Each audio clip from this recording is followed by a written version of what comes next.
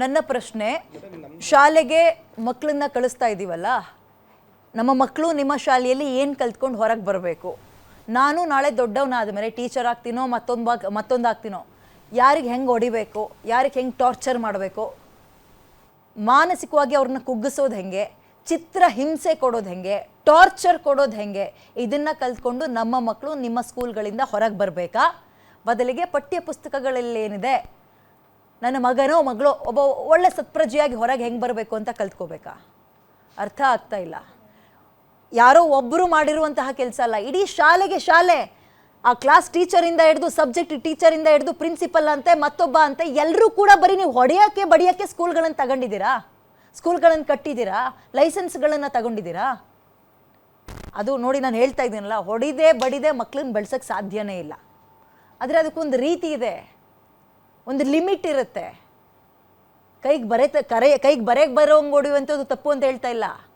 ಮೈ ತುಂಬ ಬರೆಯೋಂಗೆ ಹೊಡಿತೀರಲ್ಲ ನೀವುಗಳು, ಅದು ತಪ್ಪು. PVC ಪೈಪ್ ಯಾವನ್ರಿ ನಿಮಗೆ ರೂಲ್ಸ್ ಕೊಟ್ಟಿದ್ದು ಸ್ಕೂಲ್ಗಳಿಗೆ ಪೈಪ್ಗಳನ್ನು ತಗೊಂಡು ಬಂದು ಮಕ್ಳಿಗೆ ಹೊಡಿರಿ ಅಂತ? 34 ಜನ ಮಕ್ಕಳನ್ನ ಸಾಲಾಗಿ ನಿಲ್ಲಿಸ್ಕೊಳ್ತೀರಾ, 4 ಪೈಪ್ಗಳನ್ನು ಮುರಿದೋಗಂಗೆ ಹೊಡಿತೀರಾ ಅಂದರೆ? ಆಮೇಲೆ ನಾನು ಇಷ್ಟು ತನಕ ನೋಡಿದೆ, ಕಂಪ್ಲೇಂಟ್ ಹೋಗಿ ಕೊಟ್ಟಿದ್ದಾರೆ ಇವರು. FIR ಅಲ್ಲಿ ಏನಂತ ಮೆನ್ಷನ್ ಆಗಿದೆ, ಯಾಕ್ರಿ ಹಿಂಗೆಲ್ಲ ಹೊಡಿತೀರಾ ಅಂತ ನೀವು ಕೇಳಿದ್ರೆ, ಇದನ್ನೆಲ್ಲ ನೀವು ಕೇಳ್ಕೊಡ್ದು, ನಮ್ಮ ಶಾಲೆಯಲ್ಲಿ ಇದೇ ರೀತಿ ಟ್ರೀಟ್ಮೆಂಟ್ ಕೊಡೋಕೆ ನಾವಿರೋದು. ಟ್ರೀಟ್ಮೆಂಟ್ ಕೊಡೋಕ್ಕೆ ನೀವೇನು ಹಾಸ್ಪಿಟಲ್ ಅವರು ಅಥವಾ ತಲೆಗಿಲ ಕೆಟ್ಟಿರೋ ಆಸ್ಪತ್ರೆಯವ್ರೇನ್ರಿ ನೀವು? ನಿಮಾನ್ಸವ್ರ ನೀವುಗಳು? ಟ್ರೀಟ್ಮೆಂಟ್ ಕೊಡೋದ ಸ್ಕೂಲ್ ಇರೋದು? ಯಾವ ಭಾಷೆ ಬಳಸ್ತಾ ಇದ್ದೀರಾ ನೀವುಗಳು ಶಿಕ್ಷಕರಾಗಿ? ಇಲ್ಲಿ ನೀವೆಲ್ಲ ಕೇಳಬಾರ್ದು. ನಮ್ಮ ಶಾಲೆಯಲ್ಲಿ ಇದೇ ರೀತಿ ಟ್ರೀಟ್ಮೆಂಟ್ ಕೊಡೋದು, ಜಾಸ್ತಿ ಮಾತಾಡಿದ್ರೆ ನಿಮಗೂ ಒಂದು ಗತಿ ಕಾಣಿಸ್ತೀನಿ ಅಂತ ಪೋಷಕರಿಗೆ ಬೆದರಿಕೆ ಆಗ್ತಾರೆ. ಏನಂತ? ನೀವು ಮೀಡಿಯಾಗೆ ಹೋಗಿ ಕೊಡ್ದು, ಪೊಲೀಸ್ ಸ್ಟೇಷನಿಗೆ ಹೋಗಿ ಕೊಡ್ದು ಅಂತ.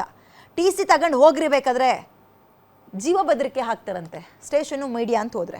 ಟ್ರೀಟ್ಮೆಂಟ್ ಕೊಡೋಕ್ಕೆ ಇದೇನು ಶಾಲೆನ ಏನ್ರಿ ಅನ್ಕೊಂಡಿದ್ದೀರಾ? ತಲೆಗಿಲೆ ನೆಟ್ಟಿಗಿದೆಯೇನ್ರಿ ನಿಮ್ಗಳಿಗೆ? ಆ ಸ್ಕೂಲ್ ನಡೆಸ್ತಾ ಇರೋರಿಗೆ ತಲೆ ನೆಟ್ಟಿಗಿದೆಯಾ? ನಿಮ್ಮ ಗಂಡ ಹೆಂಡತಿ ಜಗಳನ ಮಕ್ಳ ಮೇಲೆ ತಂದು ತೀರಿಸ್ತಾ ಇದ್ದೀರಾ? ಅಲ್ಲಿ ನಿಮ್ಮ ಸ್ಟಾಫ್ಗಳೆಲ್ಲ ಅದೇ ಖಾನ್ದಾನ, ಹೊಡಿಬಡಿ ಸಂಸ್ಕೃತಿನ? ಯಾವ ಸೀಮೆ ಸ್ಕೂಲ್ ರೀ ನಿಮ್ಮದು? ಲಜ್ಜೆಗೆಟ್ಟವರ ಟೀಚರ್ಸ್ ಅಂತ ಅನಿಸ್ಕೊಳಕ್ಕೆ ಅಯೋಗ್ಯರು ನೀವೆಲ್ಲ. ಶಿಕ್ಷಣ ತಜ್ಞರು ಸುಪ್ರೀತ್ ಅಂತ ನಮ್ಮ ಜೊತೆ ದೂರವಾಣಿ ಸಂಪರ್ಕಕ್ಕೆ ಸಿಕ್ಕಿದ್ದಾರೆ. ಸರ್ ನಮಸ್ತೆ. ನಮಸ್ತೆ. ನಾನು ವಿಪರೀತ, ಇದು ಒಂದು ರೀತಿ ಕಂಟ್ರೋಲ್ ಮೀರೋ ರೀತಿಯಲ್ಲಿ ಕೋಪ ತರಿಸೋ ಸುದ್ದಿ ಸರ್ ಇದು. ಮಗುವಿನ ಬಿಹೇವಿಯರ್ ನೋಡ್ಬಿಟ್ರೆ ಎಂತವ್ರಿಗೂ ಸ್ಕೂಲಿಗೆ ಕಳ್ಸಕ್ಕೆ ಭಯ ಆಗುತ್ತೆ. ಖಂಡಿತ. ನಿಮ್ ಫಸ್ಟ್ ರಿಯಾಕ್ಷನ್ ಬಯಸ್ತೀನಿ ನಾನು. ನಾನು ಸಹ ಆ ಒಂದು ದೃಶ್ಯಾವಳಿಯನ್ನ ನಿಮ್ಮ ಮಾಧ್ಯಮದ ಮುಖಾಂತರ ನೋಡಿದೆ. ಬಹಳ ಅಮಾನವೀಯವಾಗಿ ವರ್ತಿಸ್ಕೊಂಡಿದ್ದಾರೆ ಶಿಕ್ಷಕರು.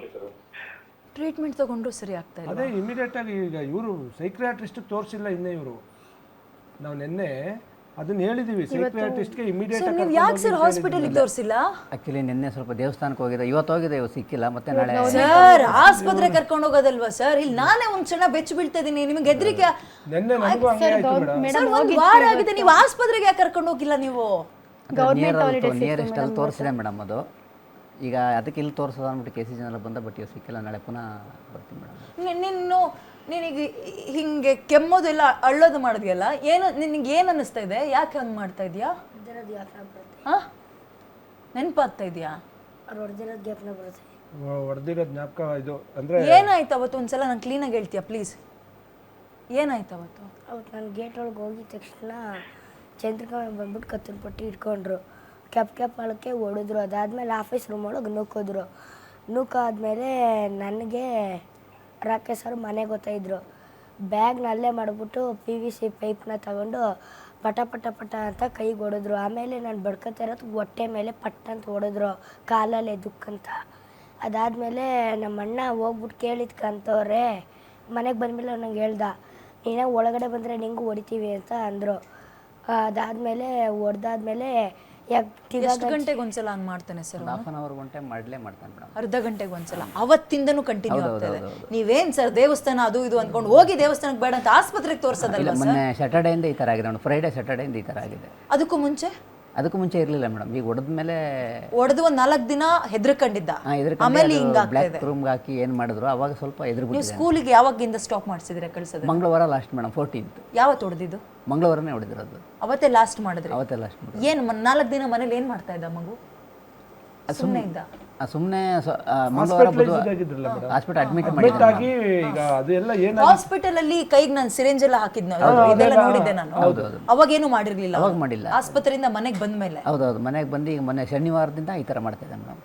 ತುಂಬಾ ವೆಚ್ಚದೆಲ್ಲ ಮಾಡ್ತಾಯಿದ್ದೆ. ಕಾಲು ಹಿಡ್ಕೊಂಡ್ರು ಬಿಟ್ಟಿಲ್ಲ ಮೇಡಮ್. ಅವನು ಕಾಲು ಹಿಡ್ಕೊಂಡು ಇನ್ನೊಂದ್ಸಲ ನಾನು ತಪ್ಪಿಸ್ಕೊಳ್ಳಲ್ಲ ಬಿಡು ಅಂತ ಬಿಡಿ ಸರ್ ಅಂತ ಹೇಳಿದ್ರು ಕೂಡ ಕೇಳ್ದೇನೆ ಅದಾದ್ಮೇಲೆ ಕಿರ್ಚ್ಕೊಳ್ತಾರ ಸೌಂಡ್ ಆಚೆ ಬರಬಾರ್ದು ಅಂದ್ಬಿಟ್ಟು ತುಂಬಾನೇ ಹೊಡೆದಿರೋದನೆ. ಇದು ಮೆಂಟಲಿ ಶಾಕ್ ಮೇಡಮ್. ಇದು ಅದೇನಾದರೂ ಸ್ವಲ್ಪ ಅದು ರಿಪೀಟ್ ಆದಂಗೆ ಈಗ ಹಿಂದೆ ಬಿದ್ದಿರೋ ಏಟು ಮುಂದೆ ಬಿದ್ದಿದ್ರು ಮಗು ಪ್ರಾಣ ಸ್ಪಾಟ್ ಔಟೇ ಆಗ್ತಾ ಇತ್ತು. ಮತ್ತೆ ಕೆಪ್ಪಾಲ್ಕೊಂಡು ಜಾಮಿಟ್ರಿ ಬಾಕ್ಸ್ ಅಲ್ಲೆಲ್ಲ ಹೊಡೆದಿದ್ದಾಳೆ ಚಂದ್ರಿಕಾ ಮೇಡಮು. ಕಿವಿಗೆ ಹೋಗಿ ಬಿದ್ದಿದ್ರು ಅಲ್ಲೇ ಸ್ಪಾಟ್ ಔಟ್ ಆಗುತ್ತೆ.